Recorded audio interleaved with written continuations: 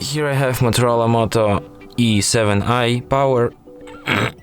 Today I'm going to show you how to enable portable hotspot on this device. So to do this, firstly you have to go to the settings, then go to the network and internet section, hotspot and tethering, Wi-Fi hotspot.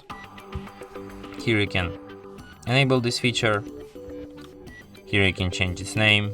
Here you can display the QR code to instantly connect to your hotspot. You can select security protocol here. In the advanced, you can also change its password. You can turn off hotspot automatically if nobody is connected. You can set up maximum amount of connections. You can configure VPS connect here. You can set it to the whitelist mode. Here you can see connected users, blocked users, and here you can add users to the whitelist.